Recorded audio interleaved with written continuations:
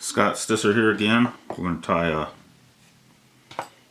O-face fly. Basically use an ostrich as a soft hackle.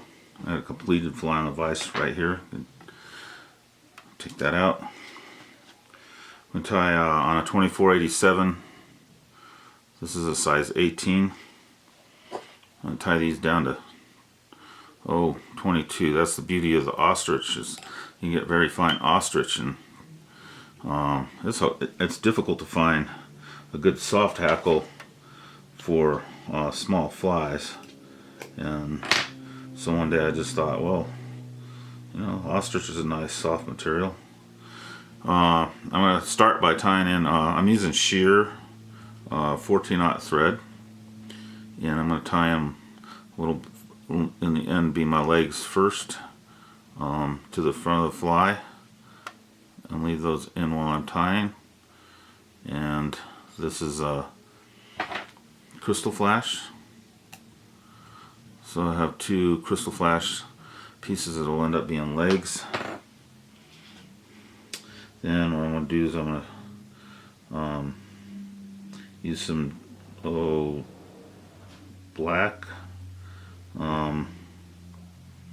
soft hen fibers, and I'm going to tie them in as tails. So I'm going to come in and I'm going to measure out my tailing there and go ahead and tie them in. It's a really simple fly. It's a very effective fly too. Okay, and then once I get my tails in, I go under them once, splay them out, wrap around. Now I'm going to clip the excess butts of that material. Then what we're going to do is we're just going to take some gray dubbing.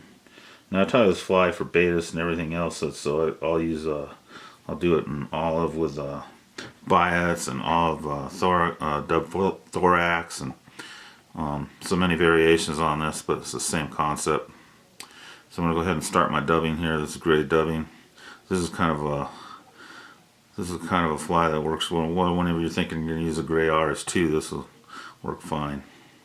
So, got my dubbing on. Now, I'm going to work my way up. Probably got a lot of dubbing on. Take some of that off. I happen to be using super fine at the point. I probably would, if I had it out and available, would use muskrat or something. The characteristics of a water mammal are very good. And now that I've got that there, I'm going to go ahead and pull my legs back.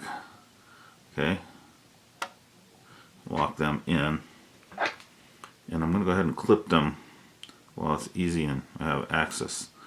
So there's my two legs. Next,